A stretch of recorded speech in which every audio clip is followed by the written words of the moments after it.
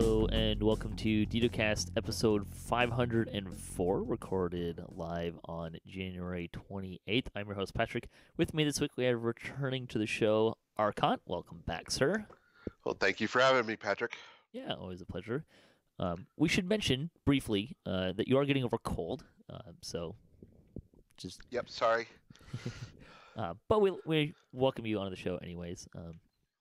Our screenshot this week, Everina views the storm on the top of Castle Ravenloft in 351st screenshot of the week. This may be my favorite screenshot in a while. I think it's really cool, and I have to somehow get on top of Castle Ravenloft and start looking around at all the cool stuff, because sometimes I just happen to miss stuff like that, and that's a really cool shot. The lightning and the eyes and the bow and the crown all kind of matching. Yeah. Very, very nice cosmetic matching going on there. Absolutely. But stellar screenshot. Well done. Maybe It's got to be my favorite in a long, long while, I think. There's been some good ones recently, too. We like to talk about Dungeons & Dragons online nearly every weekend. You can watch us through Twitch, YouTube, the DDO forums, iTunes, or from our website, DDOcast.com. DDOcast is hosted by Cyber Ears, the awesome podcast hosting network, and shows are usually available within a few days of recording. The next show will probably be next weekend. You can stay updated by following us on our social media pages or our website, DDOcast.com, with our calendar. On the podcast this week, we have the final portion of our review of Mists of Ravenloft, so the third and final set of that. Will be following this show. Again, not for, if you're on Twitch, if you listen to this on Twitch, just so everyone is kind of generally aware, we are doing recordings and doing the show a little bit differently now. We record the roundtable discussion separately, and then I've been splicing it up, so that's why this is in 3 parts.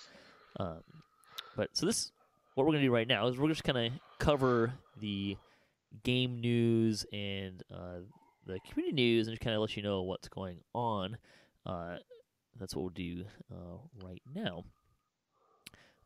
With that, let's talk about game news. We have game news, first of all. Woohoo! No, we don't have a producer's letter yet. Yeah, it's been a while. We don't have the producer's letter yet, so bummer. But, we actually have some stuff that we can talk about right now.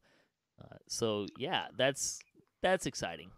There was an update on Thursday. There were no release notes. The update included a fix to an issue that was causing degraded game client performance, which has basically been the freezing that everyone's been reporting about. So that was addressed. Yay. In addition to several exploit fixes, which they will not be providing further information about, which they never do. Some people actually ask me, like, hey, what were the exploits about? You follow this stuff. Like, yeah, they don't ever tell us what the exploits are. So, well, with good reason. Yes. If you're kind of unfamiliar with that part, the reason why they don't tell us is, one, they don't, in case it crops up again, they don't want people looking for it every time there's an update or a patch or something like that. And two, because sometimes there's similar things that come up that, maybe they don't want they don't want.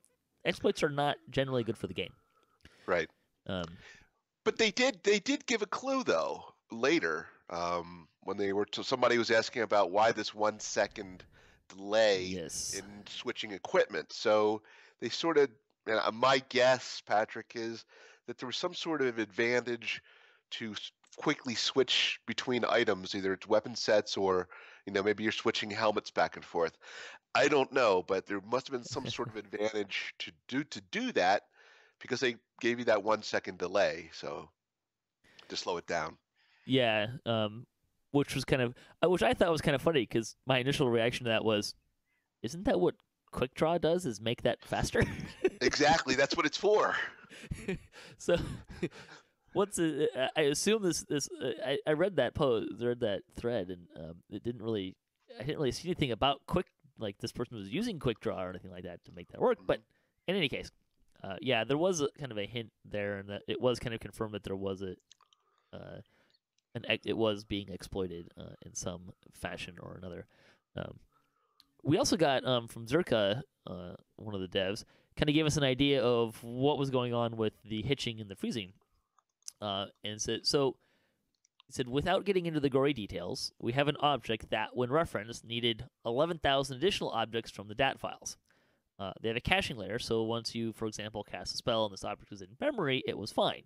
But it would fall out of memory after a time, and then needed to be loaded from the disk again, causing the freezing, or the hitch. This is why it had a tendency to be the first time a spell is cast in a dungeon, for example. This patch, they will keep the large object in memory all the times. A future patch will be addressed to always load in the 11,000 dependencies and give that memory back. The reason for doing it in 2 steps is that the change to just keep it in memory is simple, reasonably low-risk change. So they wanted to get out there and hopefully improve your experience. And also verify that they were barking up the wrong tree, or on the right tree. The second change is a bit more involved. So they made a series of changes that resulted in making the giant object bigger. And so he wanted to kind of explain why did this become an issue now. Part of that is because they made a series of changes that resulted in making the giant object bigger, and some changes that resulted in it being more likely to need a reload from the disk more often. The change most responsible for that, the one that he thinks is most responsible for that, is one that he did to fix a performance assert related to the user interface and character generation that is used to select feats. He also blames the fact that we keep adding more content to the game. I mean, that's probably fair. Yeah. And we thank you for adding more things to the game. Sure. We appreciate when they do not break other things. Although, you gotta say, sometimes you read the patch notes or the known issues list, and some of the bugs are pretty stinking hilarious. There was the infamous incident with doors and mushrooms. Yes. Which I don't really remember the exact details, but I do remember there was something. doors and mushrooms were. Yeah, a mushroom became a door, or a door was a mushroom. It was one or the other. Yeah. And I think that was when, oh gosh, where's the fungus person at the end? It was at module. Haunted Halls, or... You're talking about Temple of Elemental Evil? Temple of Elemental Evil, yeah. I think that's when that happened. Oh, no, that was way before that. Was it? Okay. Oh, this was like 5-6 years ago at least. Right. In any case, he also kind of went into... explain that an assert is something a programmer puts into code to, quote, assert that something is wrong with the way the code is being used. And then he also said there was also an issue with this with tooltips, especially spell tooltips. They were used to synchronously load the giant object in question and cause the client hitch. They changed them to do it asynchronously so the client wouldn't freeze up while it went off to lunch, did whatever it needed to do to generate that tooltip. That's why you might see an empty box for a bit before the info loads into it now. They should generally become more responsive in addition to not freezing your client. Which I thought, that I actually thought was a little more interesting because that's actually been an issue for me for a long time. That, there would be a little bit of a lag with opening a tooltip occasionally. So enjoy more of it. Well, the hope is that they addressed both of those things, so... And I have, a lot of people have said that they are having a much better performance experience. So. Oh yeah, me too. Me and my wife both have noticed much better performance. Well done. On other news, on the topic of MRR, several popped in. So people were asking to raise, hey, we want more MRR. That's really pretty much what they were saying, which, that's fairly reasonable. What player doesn't want more defenses, right? Well, when they instituted MRR, the cap was 28, and they weren't getting, as much damage being done to them. So when you go up dodge 30, or MRR? MRR was capped at 28? No, at level 28. Oh, at level 28. When MRR was instituted as a system, the level cap was 28. Right. So gotcha. At that content, that you weren't taking as much magic damage then as you are now. So, the MRR, is a factor now. Well, I think the other part of this is you look at the raids that, Baba, the Baba raid, and to a lesser extent, Strahd, but really Baba. Baba's a spellcaster, and she casts a lot of spells. Uh-huh. So I bet that has something to do with it. Anyways, several wrote that MRR is intended to be an alternative to evasion. and the highest levels are reserved for armor types that cannot attain evasion, even from a 2-level splash. They don't want players to be able to layer evasion with high levels of MRR. Right. Makes sense from a balance standpoint. That said, one thing they have planned to continue is to add increases to maximum MRR to caster sets and to the highest cores of caster trees. Makes sense. I would hope they would kind of put some of those in some other places too. I don't think that would be unreasonable, but I understand why they're trying to limit your access to it with having evasion. Because yes, if you have evasion and a ton of MRR, it's a little silly. So. Well, I've got some. If you don't mind, I'd like to expound on Sure. this topic. So there, when Severlin popped in and made that comment, I immediately thought of two things. One, if it's meant to, not stack with the evasion too. So if you had high MRR, you couldn't be an evasion guy, or if you're an evasion guy, you couldn't have a high MRR. And so that meant basically monks who wore basically cloth, and of course the MRR for them is capped at 50. And then there's the other evasion tunes, rogues and rangers, but they get to wear light armor, and the MRR cap for them was 100. So right. you had twice the MRR for tunes that were still evading like a monk.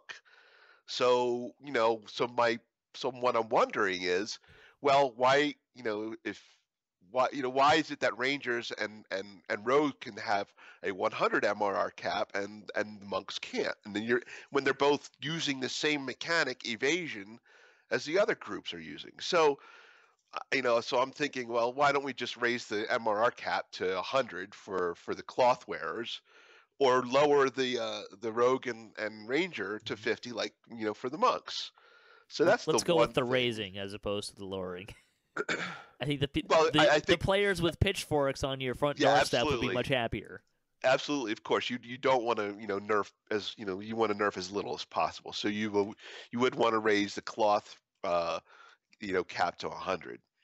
Now, he also went out to point out that you wanted people who had evasion to not have high MRR, because the theory being that evasion is going to help them to avoid magic damage. Well, yeah, that's great and everything, but what if you run into a content where evasion is basically nullified? So, for example, riding the storm out, those lightning strikes.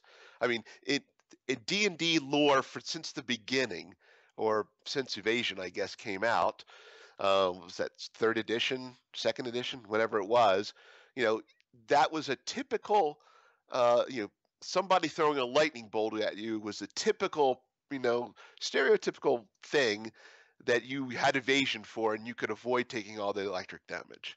Well, no, we don't get to do that anymore in RSO, riding the storm out.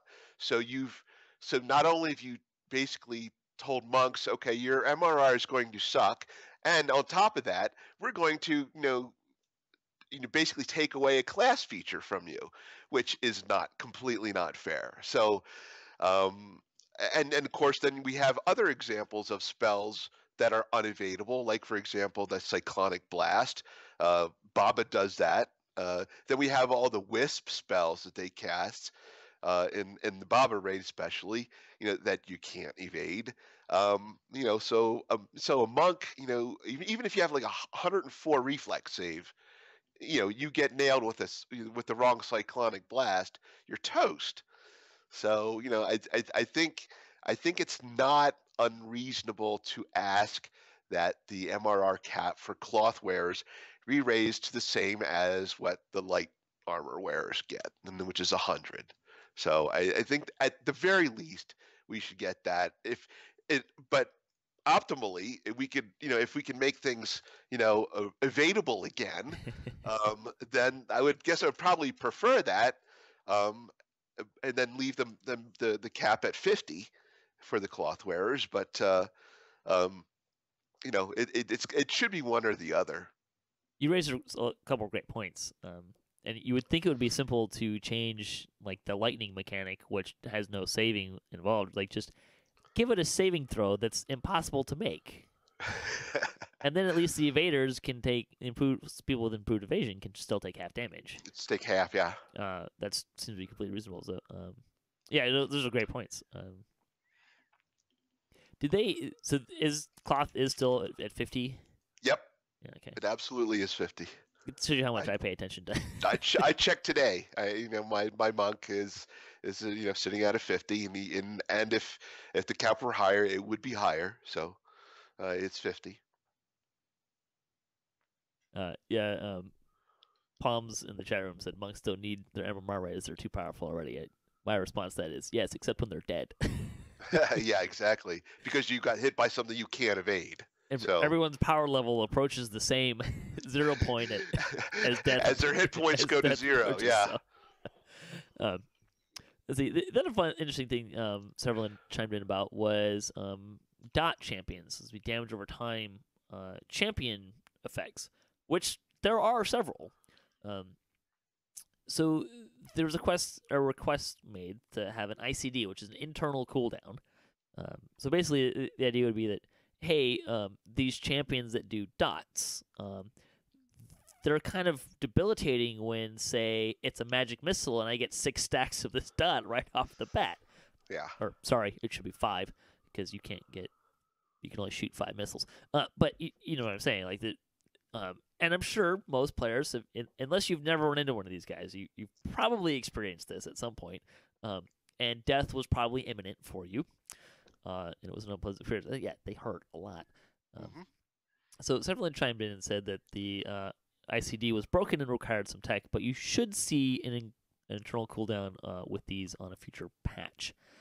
The internal cooldowns function on that particular champion enemy would deliver a maximum of, say, 1 stack per 1 second.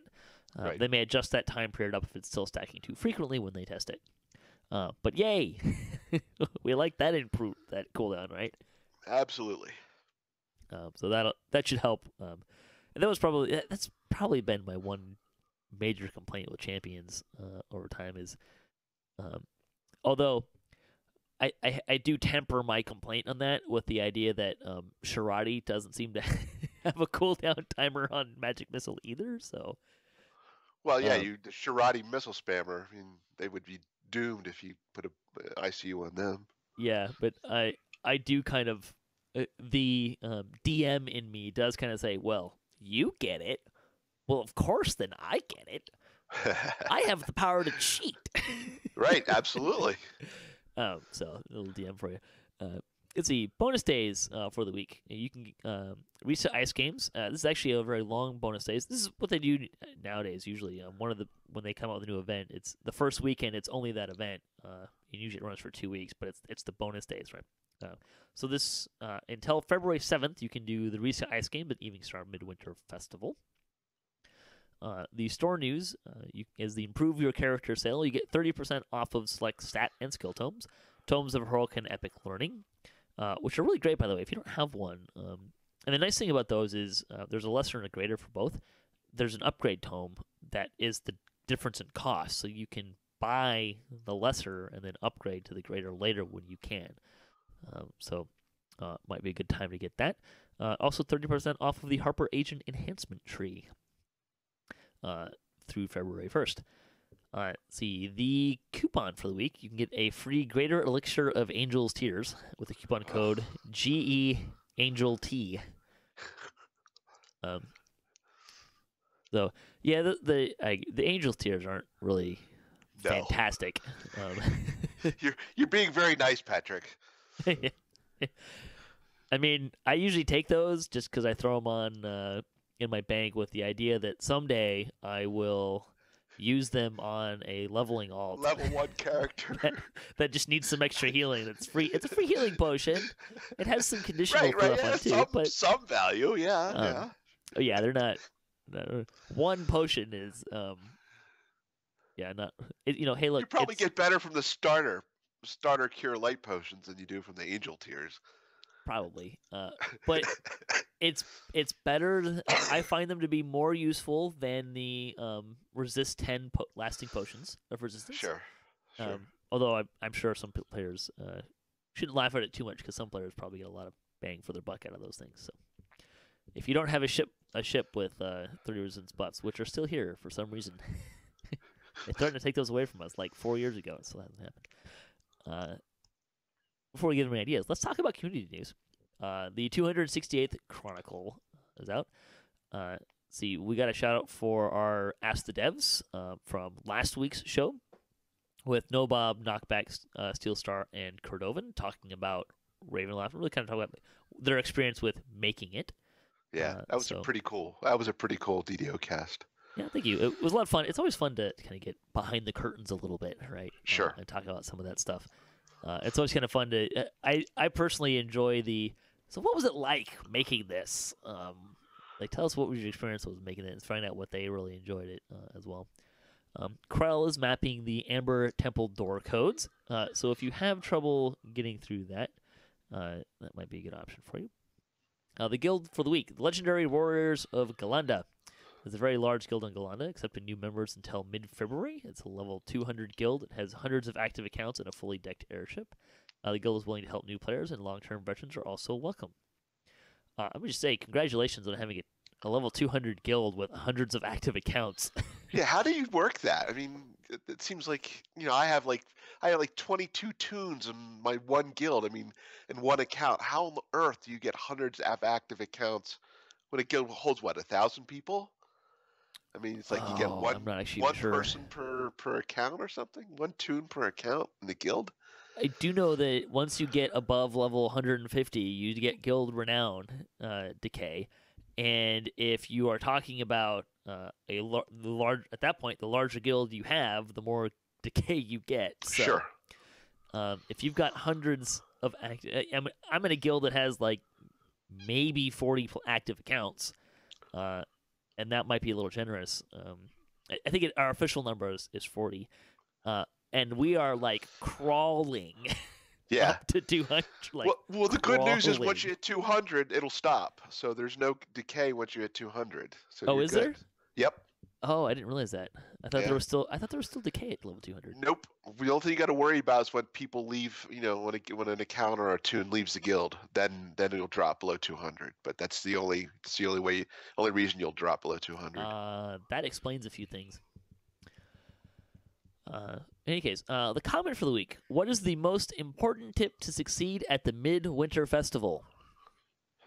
Ice skates. Yeah, that's important. I was going to say save up gold throughout the year and visit the auction house. Get your coins there, yeah. Just buy the stuff from the auction house or make friends. Actually, it's not too hard. I have heard that the Bogwater Tavern half-pipe thing is more lucrative if you can get it to work, which I have never successfully done. I always just did the jump in the harbor. Mm-hmm. So, but there are videos online that you can check out if you're looking for advice on how to do that. Let's see. Fansite news. The DDO players news needed a 3D printer. Damsels of DDO went back in time for episode 82. Pine Leaf continued his travels in Barovia. Axel talked about his best and worst pug experiences. Mickey has the latest from her raiding work. Even a crew ran giant hold on Heroic Reaper. DDOpl, which is the Portuguese show, used their high voltage blade forged, which just sounds kind of interesting. Bard Life has a zombie problem. It's Good to Be King runs the Slave Lord's Chain. McVean Pants heads into Waterworks. Spider Days Ahead heads to Castle Ravenloft. You can join them every Thursday on DDO stream. A Very Bad Guild said their prayers. Bachelor Core plays DDO every Friday night. Fran Holmesford is streaming on YouTube, and City writes about gear at levels 16 to 20. I love how the fan site news is like 3 times as long as it used to be. Yeah, there's lots going on. That's good. That's awesome. Yeah, it's pretty good. A lot of those people are streaming, which is kind of fun to see that there's that many people streaming an older game, which is pretty awesome. Also, this week, Cordovan was on Galanda and answered questions on this week's weekly Wednesday lunchtime live streams. You can check that out. See other stuff. Axel also had a video talking about whether or not you should reincarnate or stay at cap, which is probably the preeminent question for a lot of players. That would be me. Well, I would be one of them. Absolutely. My answer is yes. Keep reincarnate one at a time, or maybe two at most, and leave the rest at cap. That's kind of my strategy, which probably explains a little bit of why it takes me so long to actually get through a life, because I'm splitting time between the epic guys and when I'm level. Raiding gets in the way of TRing, yes. I tell you. I have been known to throw some shade to people for putting up raid groups. I'm like, stop distracting me. I'm trying to level this character. What are you here for? Because you're raiding, and I want to raid. Problem of having many goals. BioBreak also had a blog post about when MMOs take away your eyes. And the highlight picture was actually from DDO, which I think it was an interesting article because I do not have a lot of MMO experience, DDO being the primary one, and really the only one. But he mentioned that it's kind of a rare thing that an MMO will actually handicap you by taking away your eyes. So he's talking about like the darkness or glitter dust and stuff like that, which I actually I kind of want to talk about a little bit, because I actually found that to be one of the more immersive things about DDO, and one of the things I liked about the combat. I mean, aside from the fact that glitter dust is blindingly bright. Yep, I mean, that's what the spell annoying. is.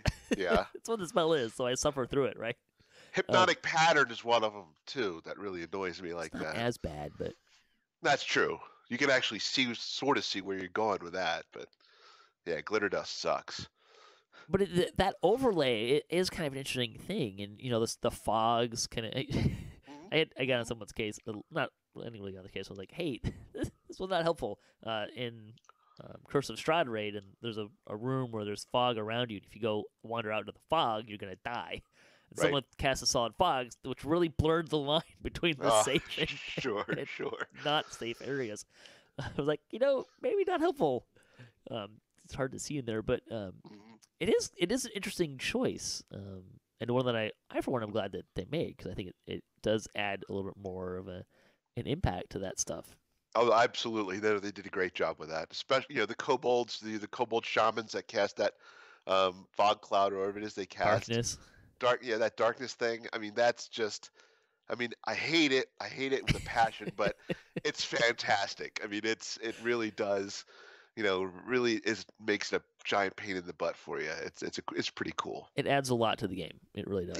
Yep, it's also, as someone who played pen and paper too, there's you look through the spell list and like, well, that spell looks stupid. Why would I ever want to cast that? And then I played this game, like, oh,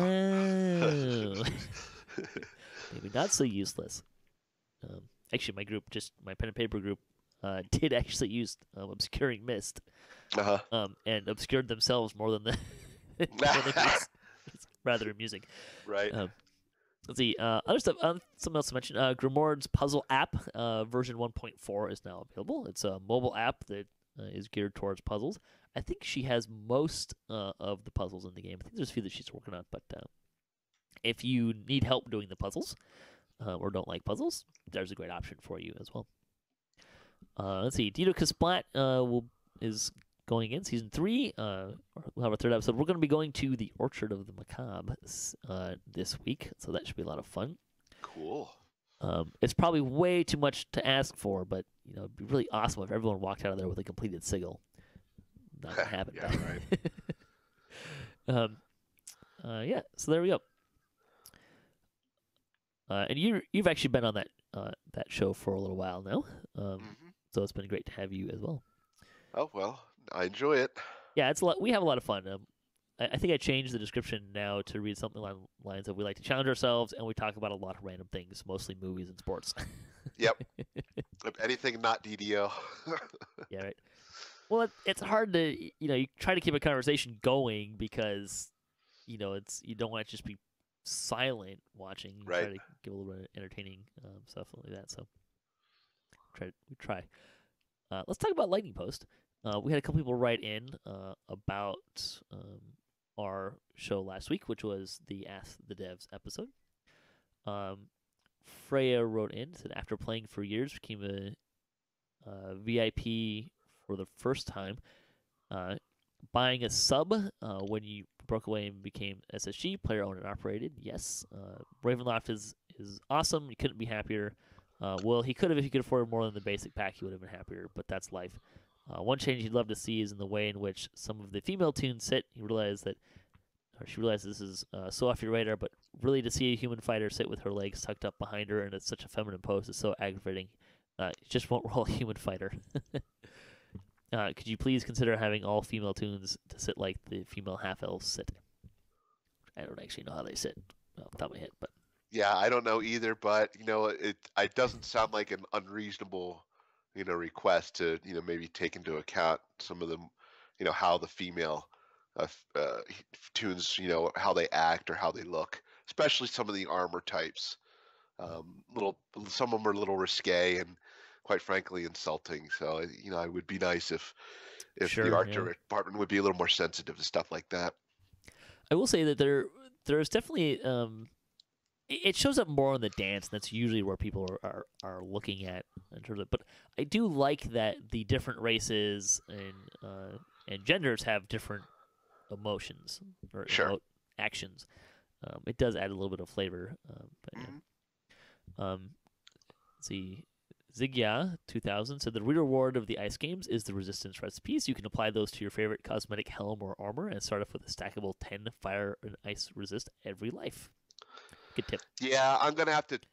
I never knew that, or maybe I did, but it never really dawned on me that it's stacked with the other types of resist. So I'm gonna have to investigate that. Yeah, I probably should do that and never bothered, but Emerson wrote in and said, Knockback, thanks for the Shambling Mount. It's such an iconic monster in D&D. Always kind of thought that because Vine Hordes existed, it would never be part of DDO. It was so well done. The one thing he really liked about Ravenloft dungeons is they are far less linear than the typical dungeon. Most dungeons you can complete without ever deviating from the script path, and the Ravenloft quests are far more freeform and sandbox. I'd be very interested in hearing more about why helmets were bumped off the loot list. It seemed to be such a non sequitur that deserves some more discussion. I suspect the helmets were knocked off because they couldn't get them to look right on certain races, like maybe the Dragonborn or Bladeforge or something. Well, it's cosmetic work. I think you're on the right track. I don't know if it's necessarily that specifically, but I think just if you think about how much cosmetic stuff had to happen to get Ravenloft out, I think helms are probably the first thing I would say, yeah, okay, let's not work on art assets for that. Because you like the armors are nice. It's nice to have more armors. And we just talked about this a while back on the show, I think. There's not a lot of armors available at those levels. Or at least a lot of flavors of armors available at those levels. So getting more armors is good. But if you're going to do a helm, you have to make it look like something. I think I would personally be okay if they reused more helm assets. I think there's a really strong push right now that every new armor and every new helm needs to have a different look. For mirror glamoring purposes, which I understand, but I mean I'd be okay with reusing some of the looks a little bit. So maybe just change the color or something like that. But I understand why they do it. But I'm pretty sure that's why helms didn't happen, was because you gotta make cuts somewhere, right? Right. And given how awesome the rest of the pack is, yeah, I'm more than willing to make that sacrifice. I'm not a big cosmetics guy anyway, so. Well, it's easy for me to say. It led me to discover the fact that there were no helms in Ravenloft. Led me to discover how awesome the Executioner's helm, the legendary Executioner's helm from Slave Lords, is. Yeah, it's a good helm. So, in a way, it was good. Yeah. Our survey question this week comes from John on Glanda, asking how do you get the best out of different builds? Which is a very open question, and we will somewhat answer this also generically and openly. My advice is to get advice from others. If someone has a build that you like or you're interested in, ask them questions. And I always tend to advise people to say, hey, can I ask you? Do you have a moment to? Can you answer some questions I have about your build? And there's this funny thing, if you ask someone about their build, almost every player is thrilled to give you information about their build because you're complimenting them without you really realizing it, and probably they may not even realize it either. But because if you're trying to get advice from them, they must think that you must think my build is doing really well. So ask others. Don't be afraid to ask in game about that. The forums are a great place to go. Mm-hmm. The other thing I would say to answer this question is, how do you want to define best? Do you want to go by how effective it is, or do you want to go by how much fun do you have with it? So that's something you're going to have to balance, and that's kind of a player-by-player decision. So, if you were to ask somebody were to ask me the same question, I would say to them, you need to commit to what the build is, built for, as it were. If you have a build that is there to intimidate, ZZ, on Legendary Elite, so they've got a 129, a 129 intimidate, then you need to actually go out there and get that, get the items, get the enhancements, the Epic Destiny stuff. You need to go all out, and you need to commit to getting that 129 or whatever it is, intimidate. Or if the build is out there to get like a 420 armor class because it's a tank build, then you need to go out there and get the 420 armor class. Do whatever it is you need to do to get it. And like I said before, you need to commit to making the build as best as it can possibly be, or what it's supposed to be.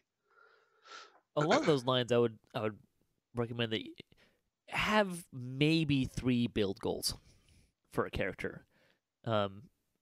If you want your character, pick 3. I'm not talking about like specific things. If do you want your character to be a tank, a healer, offensive? What are your kind of overarching build design choices? The primary, secondary, and tertiary choices. To give you an example, my bard is first a healer, second a swashbuckling style, so a sword, a light weapon, and a buckler, and third crowd control. And if you look at my choices, every choice I make in the build comes down to one of those 3 things. Now, it's not to say that he can't do other things, but they're not build choices. They're things that I can do because of how I build my character. My bard was surprisingly effective at kiting shadows in Tower of Despair when that was out, because of just a couple of things that he had going for him. But that wasn't kiting wasn't really a build choice. It was just something I was able to do with him. So I think limit yourself to 3 build choices, like overarching build design choices. It just makes things a little easier. Otherwise, you spread yourself too thin. Make it really hard to do that. And less is totally fine too. You could boil my barbarian down to 2-handed weapons, big numbers. That's it. That's the whole build. That's the whole build philosophy behind my barbarian. Yep. Which probably explains why he's not as good as a lot of other barbarians, because there's other choices I didn't make. But it also makes him fun and different for me, and that's why I build my characters that way. Absolutely. All right, let's close out the show. Anything you want to plug before we head out? No, but I may not be there at Splat this week. I've got something going on Tuesday night, and I don't know that I'll be home in time, but I'll be there next week if not this week. All right. Well, thanks for listening to the show. Thanks, Arkat, for joining me this evening. You're welcome. And thanks to all the other contributors for DDOcast and helped me put the show together. And to Standing Stone Games and Wizards of the Coast for making DDO happen, and to Cyberheroes for hosting our podcast. If you'd like to support the show, you can visit our website, DDOcast.com, or you can support us on Patreon. You can hit us up at DDOcast.com for show notes, MP3s, our calendar, previous shows, and other fun stuff. I should have mentioned this earlier. swag is currently a bit of an issue right now. Someone sent me an email and said they couldn't get something. There is apparently some sort of copyright issue with the DDOcast image. I'm still kind of working through that, but right now you may not be able to get some of the swag that had been available, which I apologize for, but hopefully we'll be able to work something out and figure out what's going on there. Playing a little bit of phone tag, as it were, to kind of see what my options are and what we can get back in the hands of our listeners. In any case, if you'd like to be part of the show or have a comment on this episode, or maybe a question like to hear us answer on the show, or a topic you'd like us to kind of get into, or you just want to say hi, leave a comment. I know where you can find this, or email us at ddocast@gmail.com. You can also find us on social media and follow us for the latest cast updates. Our closing tip for the week comes from Tarnish on Arkat. It says, "Don't let mobs back you into a circle, then you won't be able to escape." So stay tuned for part 3 of our Mists of Ravenloft review coming up next.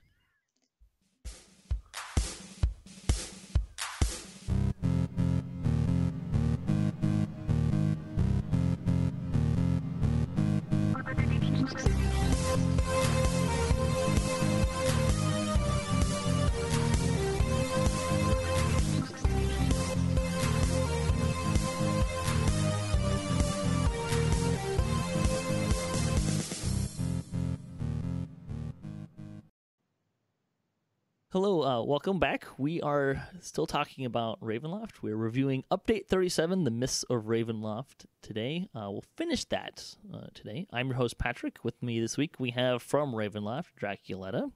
Hey, everybody. How's it going? Thanks for having me back. We have our Ravenloft expert, Evilbeeker.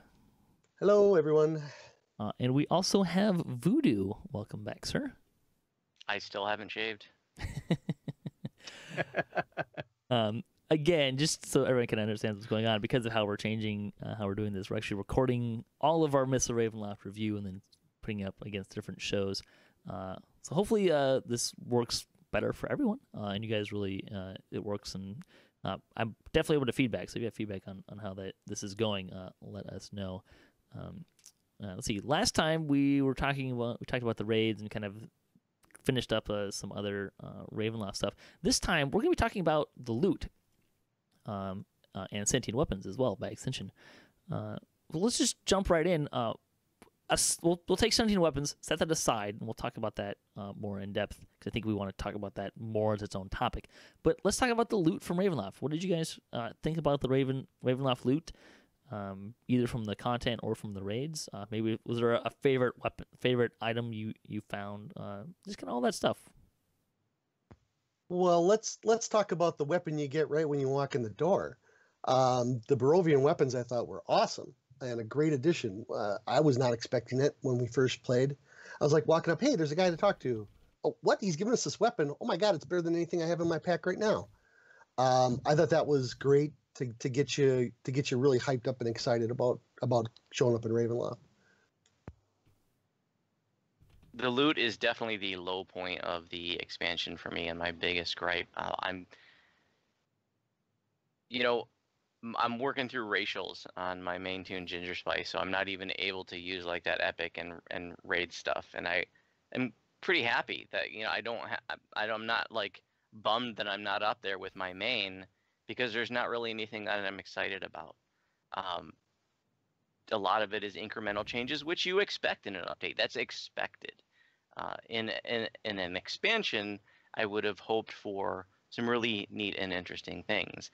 And I remember I remember a forum conversation many months ago about how, the devs commented about how, if they had spent time creating new interesting things, new interesting abilities on loot, then they would have had a lot less time, and there would have been a lot less loot overall. And honestly, I would have preferred that. I would have preferred, instead of 100 new things, maybe 25 more interesting things. Like I said, a lot of incremental changes, a lot of just sort of shifting things around to other slots. There's some things that are decent, but one of the questions that I posed to the community a few weeks ago was, what will those items be that we remember from this expansion? We can go and look back at other updates and other raids and go, the Quiver of Alacrity, or the Litany of the Dead, or the Sword of Shadows, those items really stand out. And when I look at this list over and over and over, there's nothing there that I'm pointing to and that I can say, oh, I really want that. I cannot wait to get. There's literally nothing that I have farmed for. There's nothing I'm excited to get. There's nothing like, I gotta have that right now. So that was a big bummer for me. I mean, an entire expansion worth of loot. And like I said, there's some incremental changes. There are some stuff I'm going to use, but a lot of it's just like a little bit higher spell power, a little bit higher crit chance. Nothing that's not exciting. Like I said, incremental changes are expected. I gotta ask, and I may be wrong with this, but my understanding is the spell power, spell critical belts, the spell power of that actually stacks. It's a different type than we normally get on equipment. So it's like an extra 200 spell power on some of that stuff. Oh, I'm gonna have to look at that. I thought you might. There's definitely some interesting loot. I think we're talking about stats in particular. There's definitely kind of more of an incremental and some of the tactics stuff and different combinations. The spell powery stuff and the trinkets, I think the trinkets, mostly from the raids, are really where I saw a jump in what's available. Particularly when it comes to spell power. I mean, there's a trinket that's like every healer's dream in how much spell power and healing lore it gives you off the bat. So there is also some interesting stuff on the raid weapons in terms of like they have some special tricks and abilities that I'm still learning even that are kind of interesting. I do know that Noel, I think it's Noel, the sickle out of Curse of Strahd, if you put it in your offhand, so if it's in your main hand, it's a negative energy weapon. If you put it in your offhand, it becomes a healing item. Which is kind of that was irritating. Oh yeah.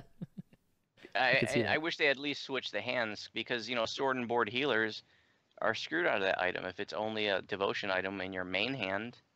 And it could have been the necromancy in your offhand because like a pale master or something. They're not going to care about using a shield or something. That's an example of an item that I would have used if it didn't have that offhand main hand difference. Sure. Yeah, makes sense. Evilbeeker, Draculetta, anything you want to say about the loot? I can say this is the first time that I haven't been jumping up and down for anything, actually, which is surprising to me.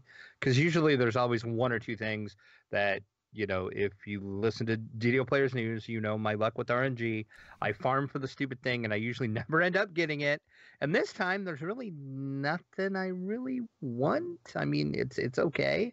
I will second what Evilbeeker said about the starter weapons.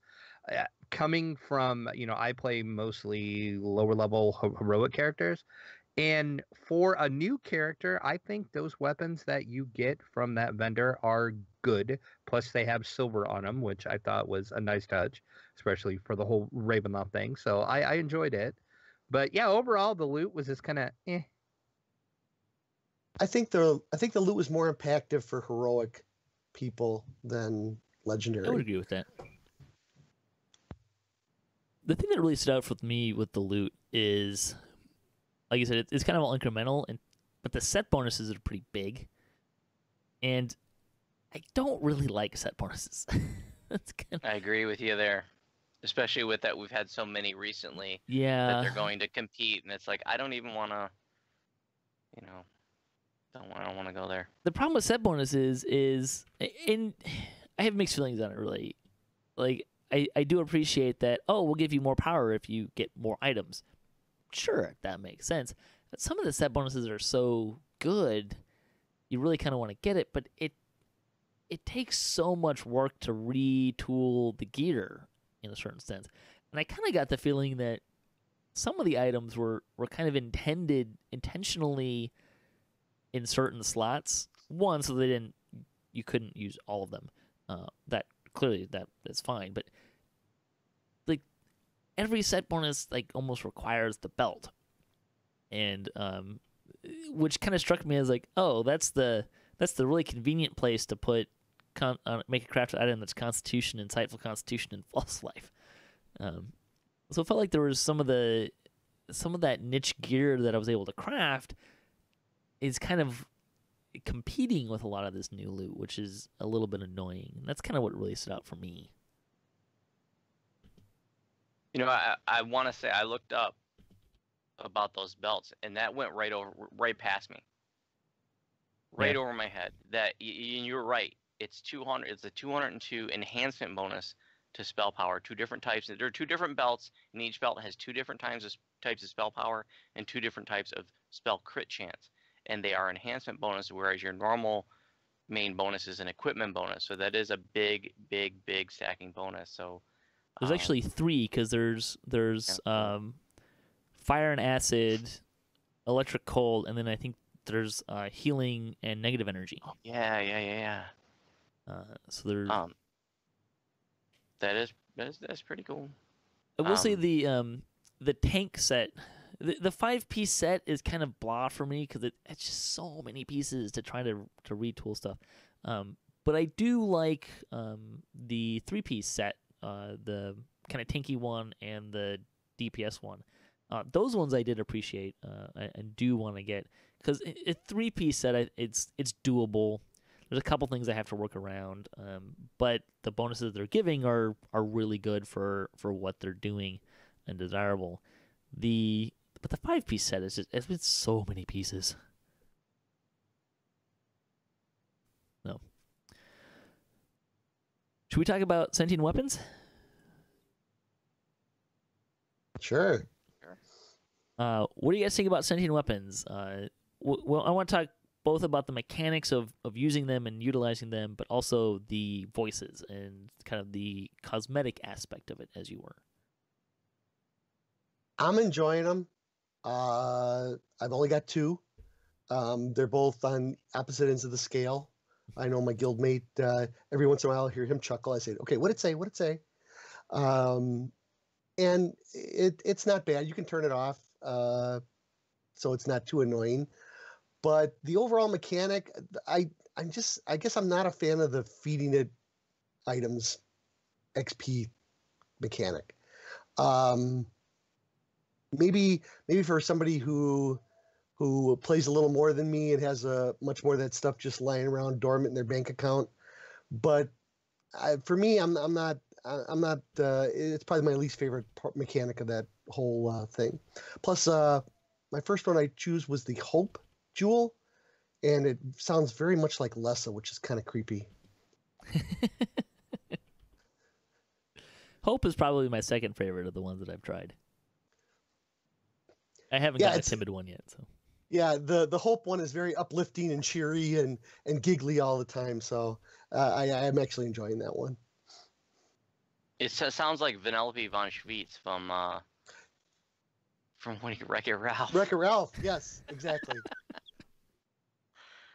I think over this, I kind of feel like the same about sentient weapons I do with the rest of the loot. It was just kind of, like I was really looking forward to sentient weapons, and it's not bad, but it just doesn't. I don't know, I'm not crazy about the way you level up. It does kind of, from a pen and paper standpoint, feeding it items does make sense, and it certainly is nice to, to be able to do something with all that named loot that, was just utter trash that, you just vendor trashed it before, and now you can do something with it. But I kind of maybe wish that was just maybe a supplemental way to give it experience, that maybe there was some other mechanic too. With the way that it is now, so many people I know just were able to max it out in the first couple of days, and it's also kind of neat that we're maybe able to take some older favorite weapons and make them sentient and make them cooler. So I appreciate that. At the same time, I'm one of those people that, like, I was using green steel on both my mains, and it's, I don't know if I want to give that up, at least on one of them. Sure. It would be better if you could use it on those items. I understand from a technical standpoint that's the case. But it is kind of a bummer, right? Like, you can't use it technically. You can't use it on some of those weapons, which decreases the value of them.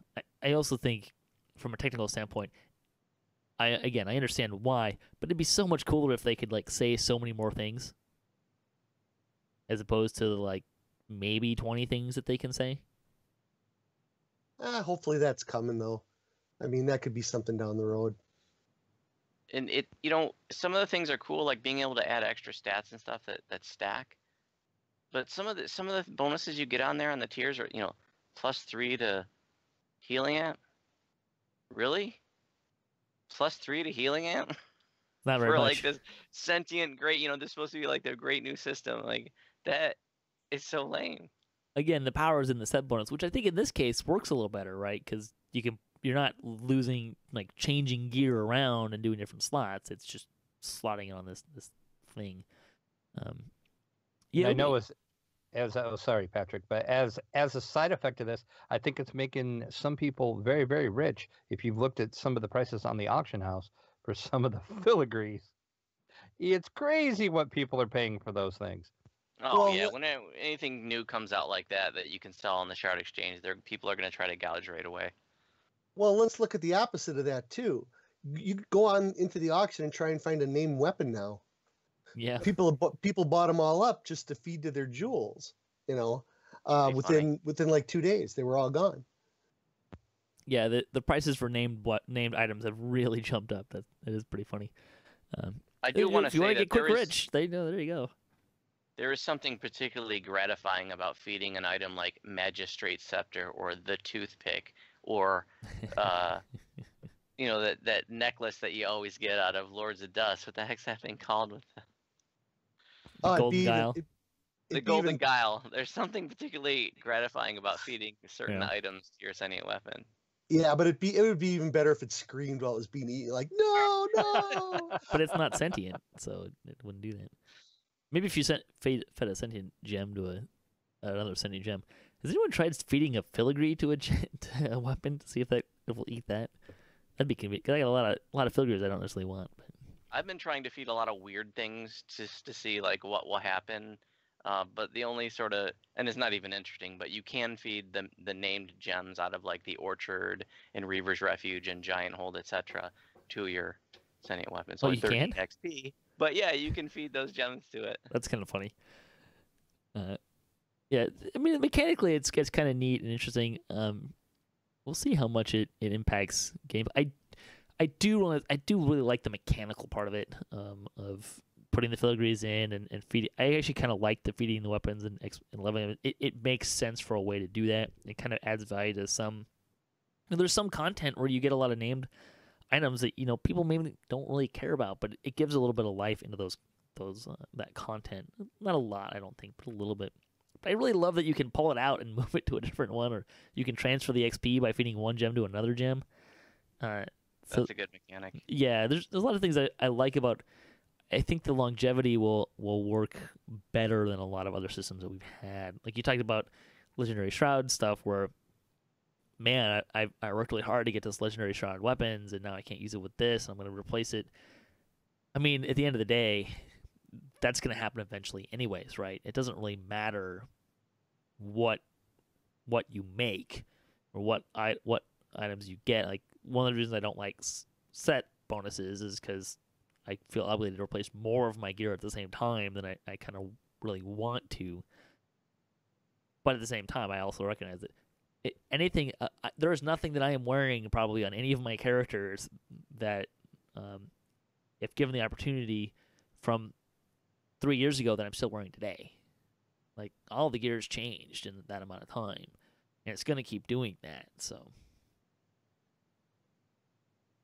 it's always going to be attention. But I like how you can move the sentient weapon stuff around. I mean, you have to probably going to have to buy a tool from the store or find a bunch of tools, but I mean, you can find them too, so that's not too bad. But I know a bunch of people are trying to feed all different kinds of stuff to their sentient weapons. The funniest thing I've heard of so far was a guildie of mine tried to feed a Odo's box to a sentient weapon, but nothing happened. It would have been hilarious if it ate it. It'd been pretty funny if it ate it and gave it like 10 1 million XP or something. No, it'd be that better would have been horrifying. It was a really low number. It would have been an angry call to customer support if that happened. 10 XP. Yeah, well, all right. So let's tie this all up. Overall impressions. and let's give it a letter grade to kind of give an idea. What do you think about the expansion as a whole? I'll give it an A. It definitely has a couple of hitches, but overall, when you compare it to the other ones, I think it's good. I think it's an A, and I think it's an A+ for newer players that want to get involved. And there's the thing like the level 10 veteran status, which is over now, unfortunately. But I loved it. I think it's great. I'm going to give it a B, with by far and above the single biggest thing bringing it down for me is the loot. And I'm going to give it an A. I think it's, if you are attached to Ravenloft from pen and paper, I think you'll enjoy it more than, like Voodu, for example. He's said a couple times in our discussions that, he's not attached to Ravenloft. He's never played Ravenloft in pen and paper, but he still kind of enjoyed it. I think you'll enjoy it more if you do have that attachment. And I know I've been looking forward for a long time, and I'm just so happy that they delivered. And I think it's one of the best expansions we've had. Yeah, I probably got to go in the A. I totally get what you're saying. The loot, I think, it's incremental, but I think it's, at the same time, I always have this problem with thinking about loot, in that if you look at it from what just came, it's usually pretty incremental. But if you think about, like, a new player getting this loot, or what you've been, because I've got enough characters, or some characters, usually every update, like 1 or 2 characters gets a rework in the gear, just because gear tends to be more favorable to 1 or 2 of the build types as opposed to all the build types at the same time. But some of the loot, actually, if you think about characters that have been geared 3 updates ago, it's really good. So it's kind of a weird tension there, but I keep going back to, with the content and the storyline, and the loot is, even if it's incremental, the loot is still a little incrementally better and pretty solid loot. And I know a lot of people like the loot and are going for it. I think sentient weapons are a big win. I kind of come down on an A, and I kind of have it back in my head, is if this is not the best update we've had for DDO ever, I feel like it has to be in the conversation for one of the best. It in terms of the number of quests we got, and how good the content is, and how much fun and replayable the content is, I feel like that really adds a lot to the value of the content. As far as if you're waiting to buy it, or you haven't bought it yet, and again, one of the things that it really has going for it for the expansion is there's nothing, you don't miss out on getting anything from the expansion if you buy it now, as opposed if you pre-ordered it, which I think really is a nice feature. We've talked about it on the show, and a lot of people have talked about it's more expensive than the other, or it seems like you're not getting as much for what you paid for this expansion compared to the other expansions. But I think the quality of this is, I think it's one of the ones that you're probably going to want to get. I would recommend getting Ravenloft over any of the other expansions in a heartbeat, in terms of content to play and the level range you can play it at. Because you can play, unlike the other, well, Shadowfell you can play in Heroic as well, but Menace Endark you can't play in Heroic. So if you don't have it, I would recommend getting it. But you can also wait for points as well, so that's also an option. And that should come on sale for points in March, but I think that's going to break down in terms of like just the content, or getting the Azamar Scourge, or I think Vistani is going to be on sale with that, but I'm not positive. But I don't think any of that the expansion stuff comes out until March for points. So. Well, we also didn't mention that you can get Vistani through Favor. Yes. As well. Which you basically have to run all of the whole quest chain on Elite to get that, but you can do that, yes. Yeah. So thanks for listening. Join us next time. We'll have a new topical discussion. I want to thank my guests today, Evilbeeker, Draculetta, at Draculetta_72, and at DDO players, and Voodu for joining us. Drac, I got to ask before we completely wrap up, how do the residents of, as someone who's from Ravenloft and Barovia, how do you feel about the uptick in tourism? It's making us lots of money, so very, very happy.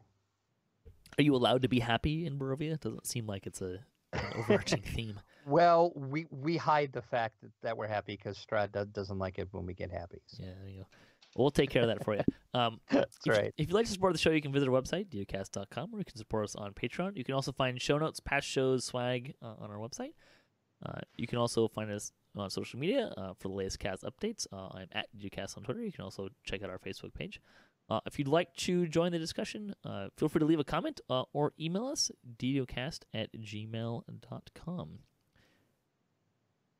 So until next time, may all your attack rolls be crits, all your chests level appropriate, have fun, and don't forget to gather for buffs.